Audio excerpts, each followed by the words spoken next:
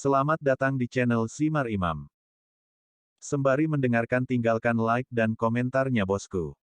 Jangan lupa pasang headset kalian. Siapkan kopi dan camilan. Lupakan pahitnya kehidupan. Mari kita dengarkan sambil rebahan. Babak 93, Ouyang Xiu. Mengenakan jubah hitam dan topi bambu, Su Min mulai bergerak menuju populasi padat yang berkumpul di sekitar pasar tepi danau. Meski terlihat aneh, dia bukan satu-satunya yang berpakaian seperti ini, dan sebenarnya, cukup banyak orang yang menutupi penampilan mereka. Beberapa menggunakan topi bambu sementara yang lain memakai jubah yang menutupi wajah mereka. Melihat sekeliling, Su Min terkejut melihat poster dengan potret dirinya yang digambar tangan. Potret ini sangat mirip dengannya, di bawahnya tertulis namanya, Su Min. Sekelompok ahli muda sedang berkeliling dengan salinan potret ini. Mereka melihat setiap orang yang mereka temui, jelas mencoba memilih Su Min. Tampaknya banyak yang masih percaya bahwa Su Min selemah dia di awal peringkat lembah abadi. Jadi mereka membayangkan bahwa dia akan mudah dikalahkan, mudah dibunuh dan mendapatkan harta karun. Lebih banyak orang, terutama mereka yang berhasil mencapai kultivasi yang lebih tinggi, menyadari bahwa Su Min bukanlah sasaran yang mudah. Jika dia benar-benar mudah dihadapi, maka gunung salju pasti sudah melakukannya. Namun demikian, dari ketidakhadirannya yang lama dan fakta-fakta lain membuatnya seolah-olah Su Min sudah mati. Sejauh ini, tidak peduli berapa banyak orang yang ditemui Snow Mountain, mereka bukanlah Su Min. Tidak ada yang sepenuhnya tahu seperti apa kekuatan Su Min. Hanya beberapa orang terpilih yang bisa mengaku tahu. Namun, kelompok orang ini juga mengklaim bahwa dia telah menjinakkan singa darah berbulu emas, dan dia mampu membunuh Jitian semudah membunuh lalat. Tidak ada yang ingin mempercayai salah satu dari rumor ini. Meskipun demikian, ketika orang berjubah dengan singa darah berbulu emas muncul di daerah ramai di lembah abadi, banyak yang masih memilih untuk menjauh darinya. Apakah kamu Su Min? Seseorang tiba-tiba berteriak. Tanpa ragu, sekelompok sekitar 20 pembudidaya mengepung Su Min dan Yeling. Senjata mereka terhunus, dan sikap mereka bermusuhan. Melihat Su Min di depan mereka, mereka tidak bisa menahan tawa dalam diam.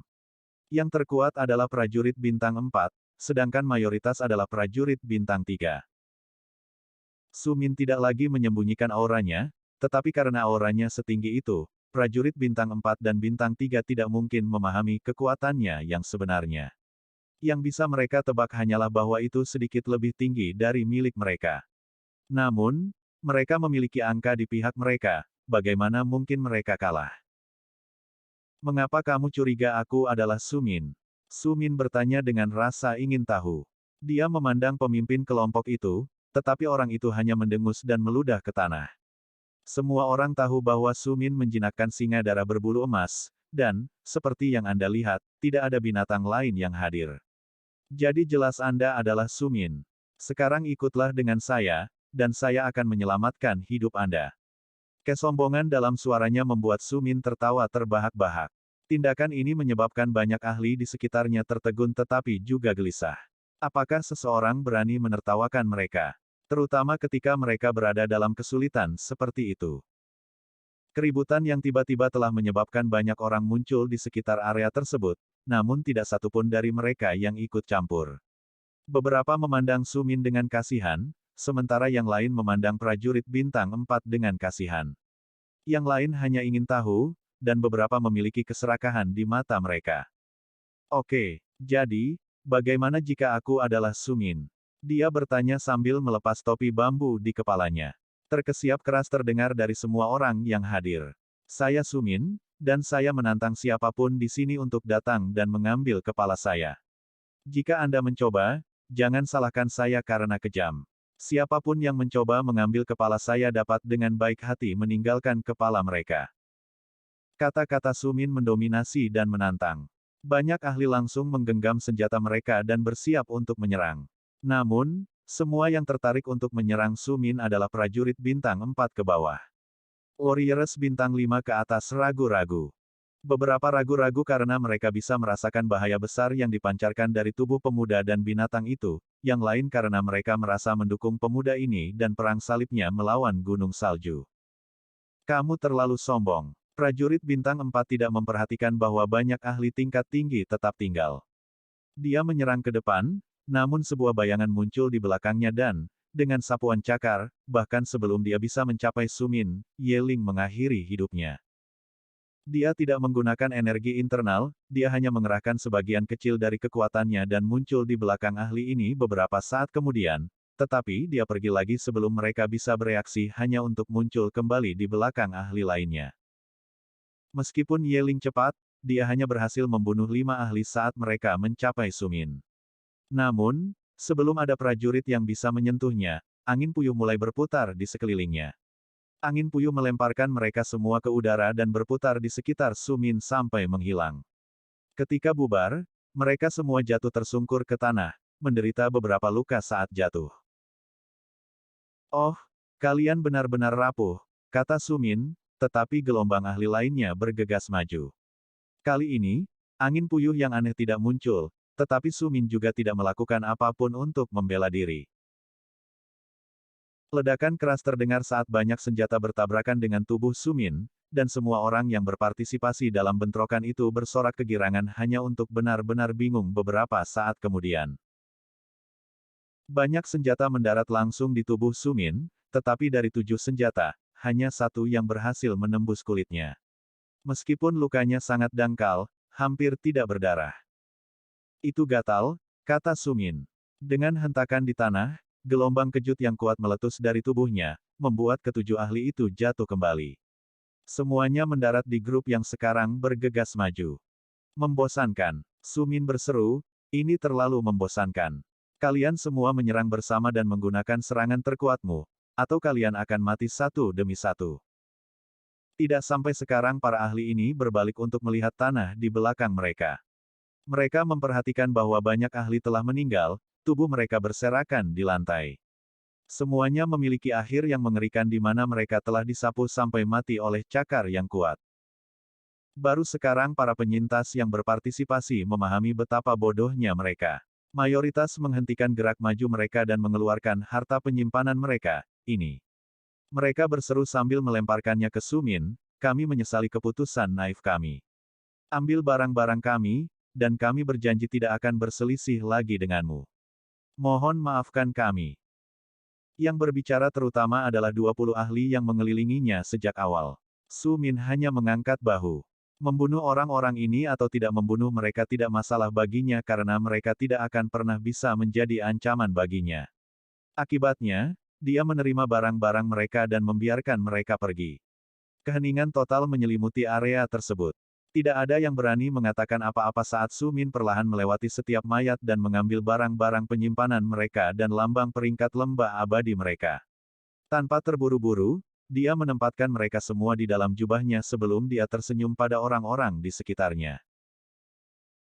"Maaf atas kekacauan ini," katanya dengan gembira. "Aku tidak bermaksud membuat drama seperti itu, tetapi beberapa orang tidak pernah belajar." Cara Su Min berbicara dengan jelas membuat banyak tengkorak mati rasa. Hanya beberapa orang yang tertawa dan bertepuk tangan saat mereka mendekatinya. Di antara beberapa orang ini ada 5 kelompok. Kelompok pertama jelas memiliki niat jahat terhadapnya. Meskipun senyum ada di wajah mereka, senyum mereka tidak mencapai mata mereka dan sedikit kaku. Tepuk tangan mereka lebih sarkastik dari apapun. Grup ini, Su Min benar-benar diabaikan saat dia melirik ke grup lain. Kelompok kedua yang dilihatnya jauh lebih ramah. Senyum bermain di bibir mereka saat mereka tertawa bersama. Mata mereka bersinar karena kegembiraan. Su Min langsung mengerti bahwa orang-orang ini tidak biasa. Kelompok lainnya adalah campuran dari orang-orang sarkastik yang ingin menguji kekuatannya atau mempelajari beberapa kelemahannya. Mereka adalah orang-orang yang ingin lebih dekat dengannya hanya untuk membunuhnya. Su Min sudah mengungkapkan dirinya. Unjuk kekuatan ini adalah sesuatu yang tidak dia rencanakan untuk dilakukan sedini ini, tetapi tampilannya sebelumnya cukup untuk memaksa banyak faksi keluar ke tempat terbuka. Ini membuatnya merasa bahwa perubahan rencana itu sepadan. Kakak Su, kelompok kedua dipimpin oleh seorang pemuda yang memiliki aura yang mengesankan. Dia jelas berada di peringkat prajurit bintang 5 seperti Su Min, tetapi tidak seperti Su Min muda, pria ini beberapa tahun lebih tua darinya. Melihat pria yang lebih tua ini, Sumin memperoleh kesan yang baik. Dia menggenggam tangannya dan sedikit membungkuk. Sumin tidak tahu nama orang ini. Karena itu dia tidak mampu mengetahui harus memanggilnya apa. Saya Ouyang Xiu. Dari keluarga Ouyang dari puncak patah Gunung Pedang. Dia membawa udara yang mulia, Sumin langsung mengerti bahwa keluarga Ouyang ini tidak sesederhana kelihatannya. Tetap saja, dia masih baru di reruntuhan abadi, dan dia tidak tahu seberapa kuat keluarga-keluarga ini. Melihat ekspresi riang di wajah Sumin, Ouyang Xiu awalnya agak kaget, tapi kemudian dia tertawa sendiri. Kenapa kamu tidak memperkenalkan diri? Dia bertanya. Sumin mengangkat bahunya dan menjawab dengan santai, saya Sumin. Saya bukan bagian dari keluarga manapun, saya juga tidak berasal dari sekte manapun. Saya dibesarkan di kota Honghe tempat guru saya merawat saya. Setelah meninggalkan kota Honghe, saya telah berkeliling sambil melihat dunia dan mengalami bahayanya. Perkenalannya singkat. Sumin sangat menyadari bahwa tidak satu pun dari orang-orang ini yang tahu apa itu kota Honghe, tetapi meskipun demikian, dia memutuskan untuk menyebutkan namanya. Ouyang Xiu ini bersikap sopan terhadapnya, wajar jika Sumin memperlakukannya dengan rasa hormat yang sama. Mendengar pengenalan Sumin tentang dirinya, semua orang merasa terkejut sampai ke intinya. Dia bukan bagian dari sekte atau keluarga, namun dia masih berhasil mendapatkan kekuatan yang luar biasa. Monster macam apa yang mengajari anak ini cara berkultivasi? Meskipun beberapa merasa takut saat berpikir seperti ini, Ouyang Xiu merasa senang. Jika Sumin belum menjadi bagian dari keluarga atau sekte, itu berarti dia bisa bergabung dengan keluarga mereka, karena penambahan seperti itu pasti akan sangat menguntungkan mereka, tetapi dia harus berkeliling dan melakukannya dengan cara yang benar. Dia tidak ingin menakut-nakuti Sumin. Mengapa Anda tidak ikut dengan kami ke Lakeside Marketplace? Dia menawarkan, saya sedang ingin minum anggur berkualitas dan bersenang-senang. Jangan khawatir tentang orang-orang gunung salju itu, selama Anda berada di sisi saya, tidak ada yang akan mencoba membunuh Anda, dia meyakinkan Sumin. Sedangkan Sumin, yang ingin membangun hubungan dengan hegemon dari reruntuhan abadi, hanya tersenyum dan setuju dengan senang hati. Proposal ini sangat bermanfaat baginya dan juga Ouyang Xiu. Sementara Sumin pergi dengan sekelompok orang ini, yang tertinggal berdiri diam selama beberapa waktu. Mereka tidak yakin apa yang harus dilakukan. Beberapa mempertimbangkan apakah mereka telah melakukan langkah yang salah dalam mencoba memburu Sumin, sementara yang lain merencanakan cara untuk menjatuhkannya. Sekelompok orang yang telah mencoba mendekati Sumin dengan niat buruk merenungkan untuk beberapa waktu tentang tindakan apa yang harus diambil. Mereka memutuskan untuk mencari prajurit Snow Mountain sebelum mereka bergegas dengan ceroboh menuju Lakeside Marketplace. Mereka memiliki banyak informasi untuk disampaikan. Bab 94, Tuan Muda. Desas-desus tentang prestasi Sumin menyebar lebih cepat daripada dia berjalan. Semua orang menatapnya dengan takjub. Apalagi, beberapa tatapan mengandung rasa takut sementara yang lain bercampur dengan rasa ingin tahu. Orang-orang juga menatap Ye Ling yang berada di sisi Sumin. Bahkan Ouyang Xiu, yang berasal dari keluarga terkenal, bahkan tidak mendapatkan setengah dari perhatian yang didapat Sumin. Anehnya, Ouyang Xiu tidak iri dengan kurangnya perhatian ini, dia juga sangat tertarik dengan pemuda ini. Selama percakapan santai mereka, dia menyadari bahwa Sumin benar-benar tidak tahu apa-apa tentang reruntuhan abadi. Kurangnya pengetahuan mengejutkan Ouyang Xiu. Jadi katakan padaku, mengapa kamu datang ke reruntuhan abadi? Ouyang Xiu bertanya dengan rasa ingin tahu. Jika dia tidak datang demi peringkat lembah abadi, apa gunanya berada di sini? Sumin hanya mengangkat bahunya, aku mendengar tentang tempat ini dan berpikir akan menarik untuk datang berkunjung. Siapa tahu aku akan menemukan hal yang menakjubkan seperti peringkat lembah abadi. Ouyang Xiu tertegun. Anda menemukan hal seperti itu. Bahkan jika orang tahu tentang kompetisi ini, untuk berpartisipasi tidak akan mudah. Apa sebenarnya yang dijanjikan Sumin pada Bu Huang sebagai imbalan atas pengakuannya? Ouyang Xiu terbakar rasa ingin tahu, tetapi dia juga tahu bahwa menanyakan pertanyaan seperti itu sangat tidak sopan. Karena itu dia tetap diam, tersenyum, dan dengan santai berbicara dengan Sumin tentang apa saja mulai dari gosip terbaru yang menyebar di Immortal Ruin hingga Immortal Valley Rankings. Sumin tidak banyak bicara, tapi dia menganggukkan kepalanya dan mendengarkan Ouyang Xiu. Meski tidak banyak bicara, Su Min merasa bersyukur atas semua informasi yang diperolehnya. Reruntuhan abadi yang aneh dan tidak dikenal ini menjadi lebih jelas baginya. Reruntuhan abadi dulunya adalah lokasi elf ribuan tahun yang lalu, jelas Ouyang Xiu. Dulu ketika para elf tinggal di sini, mereka memiliki peradaban yang besar dan berkembang. Semua reruntuhan adalah bagian dari kota mereka. Ketika mereka kalah, seluruh area ini menjadi reruntuhan. Manusia yang menjadi pemenang mengambil alih karena kami membutuhkan ruang. Perlahan, semuanya dibuat ulang. Hanya ada satu faksi yang tersisa dari masa perang besar, dan keluarga itu adalah penjaga lembah abadi. Setiap keluarga lainnya setidaknya beberapa ribu tahun lebih muda. Ini juga mengapa kita semua mendengarkan apa yang dikatakan penjaga harus mengatakan dan mengikuti aturan mereka. Mereka adalah faksi terbesar dalam reruntuhan abadi, dan mereka juga yang memiliki sejarah terdalam. Mereka tidak pernah menerima siapapun dari luar. Tidak peduli betapa menakjubkannya mereka. Dalam nada yang sama, mereka tidak pernah berpartisipasi dalam perjuangan duniawi. Tidak ada yang ingin melawan mereka. Setelah penjaga adalah 4 keluarga dan sekte besar. Gunung Salju adalah salah satunya, keluarga Ouyang saya adalah yang lain. Keempat keluarga besar ini biasanya tidak memasuki wilayah satu sama lain, tetapi baru-baru ini Gunung Salju menjadi sangat agresif. Mulai sekarang, mereka telah pergi ke kota-kota kecil, oleh karena itu, kami tidak terlalu tertarik. Namun, jika mereka memasuki wilayah kami, perang besar akan meletus. Tidak ada yang menginginkan ini terjadi. Saat mereka memasuki Lakeside Marketplace, Su Min melihat sekelompok besar ahli bergegas ke arah mereka. Pemimpin kelompok ini jelas dipimpin oleh Gunung Salju. Su Min mengenali mereka sejak dia berada di sini sebelumnya, jelas orang yang berteriak tentang Su Min sebagai pembunuh berdarah dingin. Ouyang Xiu, jangan ikut campur dalam urusan keluarga kami. Hanya karena kamu menunjukkan dirimu bukan berarti kami akan memberimu muka. Dia telah membunuh begitu banyak orang, dan ini adalah lembah abadi. Kamu tahu apa yang terjadi di dalam lembah abadi tidak dapat dikejar oleh sekte di luar lembah. Jika aku membunuhmu sekarang, tidak ada yang bisa menyalahkanku. Mendengar kata-kata ini, Ouyang Xiu tidak menghindar. Sebaliknya, dia terkekeh. Dan bagaimana kamu berencana untuk membunuhku?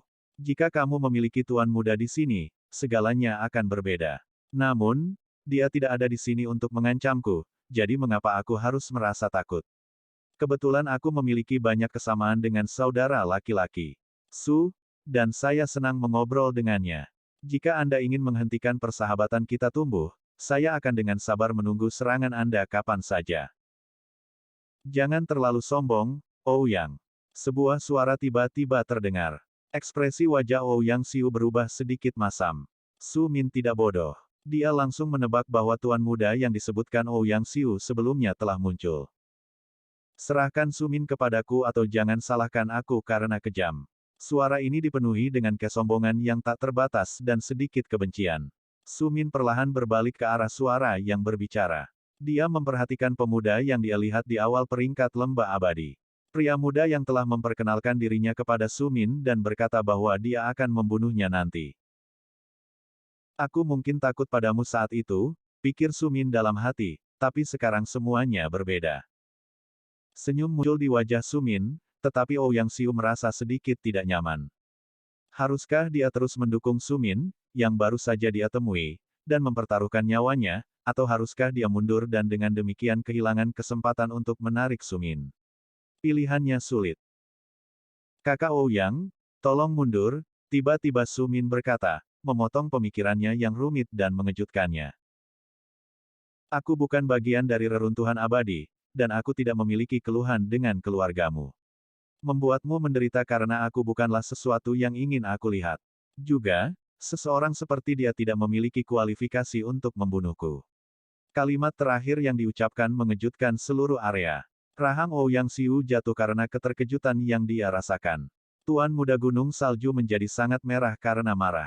Matanya berkobar dengan niat membunuh, dan tangannya sudah mencengkeram senjatanya begitu keras sehingga akan hancur jika itu bukan harta magis. Aku tidak bisa membunuhmu. Tuan muda melontarkan kata-kata, "Yah, kamu yakin pada dirimu sendiri." Mari kita lihat dari mana kepercayaan ini berasal. Semua orang menyerang, aku akan memberikan hadiah kepada siapapun yang membunuhnya. Su Min mengharapkan ini. Entah dari mana, busur roh elf muncul di tangannya. Panah Ki muncul satu demi satu dan ditembakkan dengan kecepatan kilat. Setiap anak panah menembus para pembudidaya yang maju tepat di antara mata mereka, menciptakan lubang berdarah kecil, mengakibatkan kematian mereka. Dalam pertukaran pukulan singkat, Su Min telah menembakkan total 23 anak panah, dan ke-23 anak panah itu telah menembus kepala seorang kultivator yang maju. Keheningan menyelimuti area tersebut. Bukan hanya ahli Snow Mountain yang telah menyerang. Beberapa penonton telah tergoda oleh hadiah dan telah bergabung dalam serangan juga, tetapi seluruh gelombang pertama telah terbunuh dalam waktu yang lebih singkat daripada yang dibutuhkan untuk membakar dupa. Tidak ada yang berbicara, tetapi semakin banyak waktu berlalu, semakin banyak ahli yang mengamati pertempuran yang terjadi tepat di depan mereka.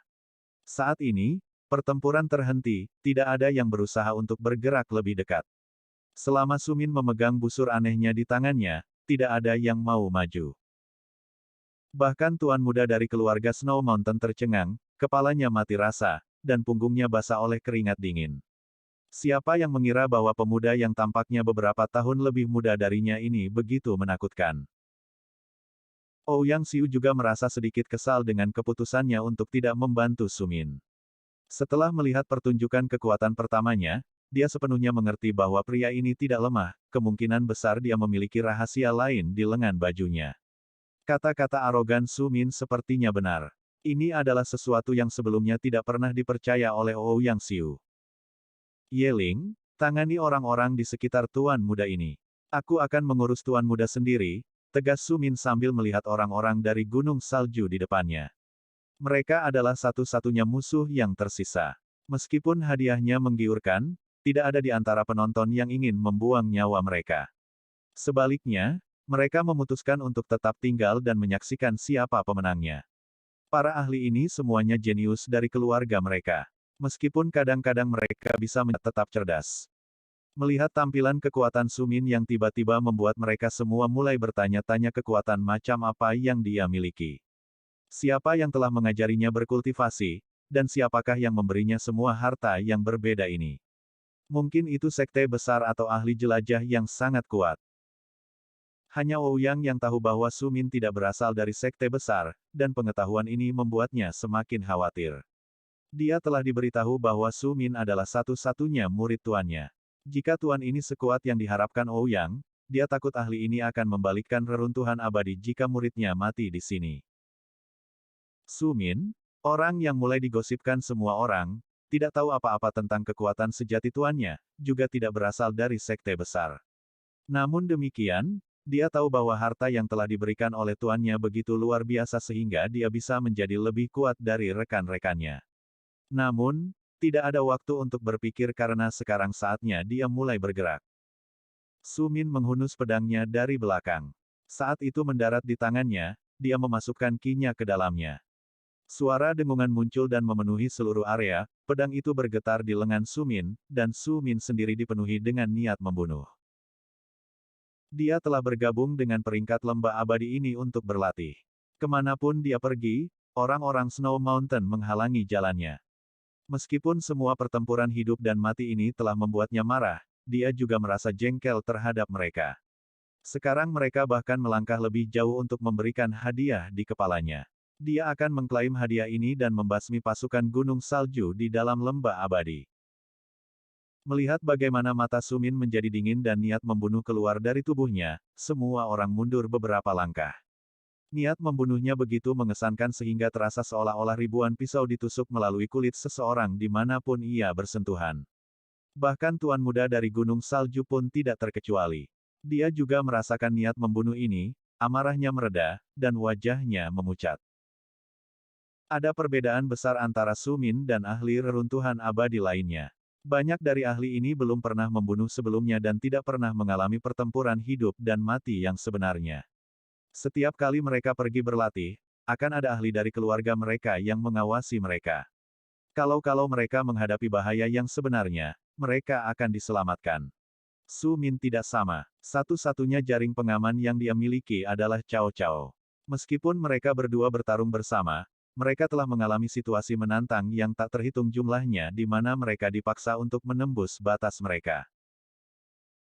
Membunuh orang sebanyak ini dan bertarung dalam pertempuran hidup dan mati sesering yang dia lakukan, niat membunuh Su Min benar-benar ganas, sedangkan lawannya tidak mampu memanfaatkan kekuatan mereka sepenuhnya. Mereka telah ditekan oleh rasa takut yang merayapi mereka. Bersambung. Nantikan bab selanjutnya bosku. Selamat datang di channel Simar Imam. Sembari mendengarkan tinggalkan like dan komentarnya bosku.